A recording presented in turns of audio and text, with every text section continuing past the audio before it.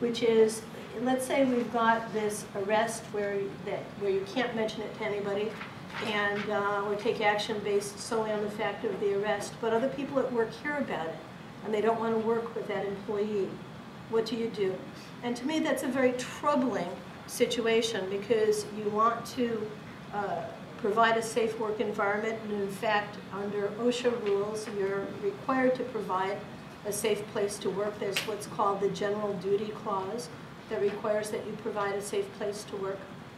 And on the other hand, the law says that you can't reveal the facts of the arrest. So the only thing that you can do in that situation is to not say anything to anybody, but to keep your eyes wide open and to be there for employees if there's any action that's taken by an employee that's an inappropriate action. So to me, this is the most troubling of the issues on this particular page of the PowerPoint. What do you do if other employees don't want to work with them? But you're running a business, and it's up to you as the CFO or the CEO or whoever it is who's empowering the business to direct what the employees do and who they work with. Very briefly, domestic violence. I just want to point out that while you're not protectors of everybody in the workplace, the area of being the victim of domestic violence has been added to protected categories. So you can't discriminate against somebody because they are the victim of domestic violence. And in addition, employees are entitled to take time off in connection with domestic violence proceedings. They have to give you notice of it, but they are entitled to take time off. And if an individual leaves work because of domestic violence, let's say there's a restraining order, the spouse discovers where the employee is working and stalks the employee at work, then that employee will be entitled to unemployment. This is a pretty burgeoning area of the law. There's some requirements for governmental entities that they have domestic violence policies, nothing for private employers. It doesn't hurt to have a policy, but you always need to make sure that they're carefully drafted. Misclassification issues. We talked about that last year, and I'm here to tell you that the independent contractor versus employee issue is still alive and well, and a very tough issue. With the advent of the acknowledgement of wage rates that we talked about last year, that employees need to sign as of February 1st of each year, and we'll talk a little bit more about that. It's much easier for the New York State Department of Labor to ascertain whether an individual is being incorrectly treated as an independent contractor versus an employee. I had a situation 2 days ago where an individual who runs a small medical practice called me up on a particular issue, very, very small medical practice, and the question was whether the practice was covered by the New York State and New York City human rights law, whether it was big enough to be covered by it, because the practice had an employee who was out sick and hadn't come back in 4 months, and the question that the business had was whether they could fire this employee, and if so, what they should say. The issue that came up in talking to the employer, so the reason for the call was totally unrelated to independent contractor versus employee. In talking to the employer about the size of the business and how many employees they have, I found out that there was an employee that was called a, quote, temporary employee. So I said, what do you mean by temporary employee? And the individual said to me that this is somebody who was hired to fill in for the employee who is absent. So they weren't working for a separate agency. There was a direct employment relationship, and that individual was performing the same job duties as any other employee. Direction and control by the business. The employer or the business thought that because they were just hired for a short period of time, that they could be treated as an independent contractor. Hired as an independent contractor, gave this person 1099s, did not withhold FICA, FUTA, any of those things. He got 2 pieces, actually 3 pieces of legal advice that day. One was how to deal with the disability situation. The second was that he needs to start paying this employee as an employee, not an independent contractor, because he was improperly treating the individual as an independent contractor. And third, that I probably should come in and audit his employment practices. Had he not called me about the disability issue, he would have continued to do it wrong, and he would have been exposed to a Labor Department, potentially to a Labor Department audit. He terminates this, quote, temporary employee. This is how it always comes about. He terminates this, quote, temporary employee, even though she was only supposed to work for a period of time. She goes to unemployment. She said, as she can say whatever she wants to, unemployment is going to say that she's an employee, and there you go. So the issue is still a big issue. And these are just some of the elements of control that are viewed by the Department of Labor or anybody in an analysis of whether somebody is an employee or is an independent contractor. But they're all issues of control. Yes? This is an issue that's been around for a long time. Any changes in guidelines or anything that they're looking at differently as they assess this? Nothing that's helpful. I'll tell you a couple of things.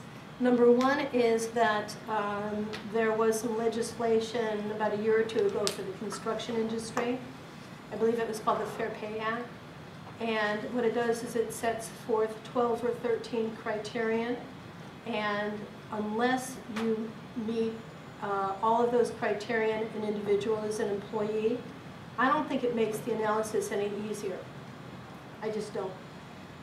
Also, about a year and a half ago, there was a program that was an amnesty program by the United States Department of Labor, and what it said was that if you've improperly been treating people as independent contractors, they'll accept reduced payments and have you go forward, and you can kind of minimize, cut your losses as a result of it.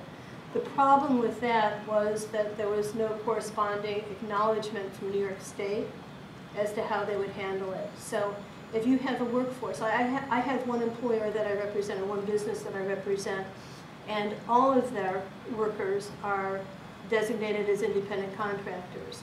And the Department of Labor has come in and said, no, they're employees. Well, there's both potential federal and state liability. There's IRS liability, there's state liability, there's unemployment, there's workers' compensation. So if you make an admission for federal purposes, what happens on the state level? So there's nothing that I think is particularly helpful. The acknowledgments of wage rates are making it much easier for the Department of Labor to come in and say, show me all of your acknowledgments of wage rates for your employees. And if you're incorrectly treating somebody as an independent contractor, you're not going to have an acknowledgement of wage rates. So you're also going to have violated that law. But it makes it easier for the Department of Labor to uncover those situations. It's a no-win proposition. And as we were talking about before this meeting today, what happens often, particularly with small businesses, is that people come in and want to be treated as independent contractors. And it's very hard for the businesses that I represent to understand how they can get nailed when all they're doing is acceding to the person's request to be treated as an independent contractor. They believe that everybody is happy and there's no problem, but the business is the one that gets nailed. You have the same issues with respect to misclassification as an exempt versus non-exempt employee. And I'm not going to go over this in detail, but we talked about it last year. But in order to be correctly deemed to be an exempt employee, you have to meet the duties test for an exemption, under both federal and state law. And Neil and I have one client, for example, that is clearly exempt under federal law, but state law doesn't recognize the exemption. So that client has to meet the state requirement of paying overtime at the rate of 1.5 times minimum wage. So you have to make sure that you meet both, and to make matters more difficult, as I mentioned last year, there are different monetary thresholds for being deemed an exempt employee under state and federal law. So under federal law, you have to make $455 per week. Under state law, it's $543.75. And you have to be paid on a salaried basis. Neil and I were talking yesterday about some of the issues involved in exempt versus non-exempt for outside employees, and the fact that in this outside salespeople, and the fact that in this day and age where so much is done over the internet, you would assume that the Department of Labor would deem somebody who is doing sales over the internet to be an outside sales employee and fall under that exemption. But that's not the case. The Department of Labor has specifically said that in order to meet the requirements of the exemption to be deemed to be an outside sales employee, you have to actually, on foot, travel to, or by car, travel to the businesses that you're selling to.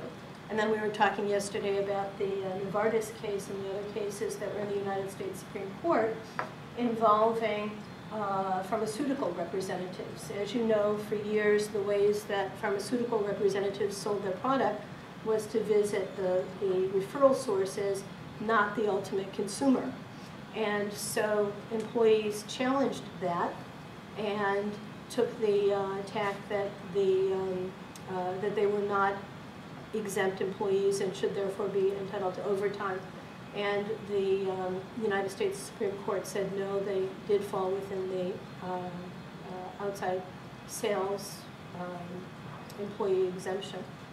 But they're difficult situations, and you really need to conduct audits, and just because it's always been done this way, and the Novartis case, the pharmaceutical case, is a really good example of a way in which for years and years and years employees were treated that way, but that doesn't necessarily mean that it's right. Yes? Just a quick question.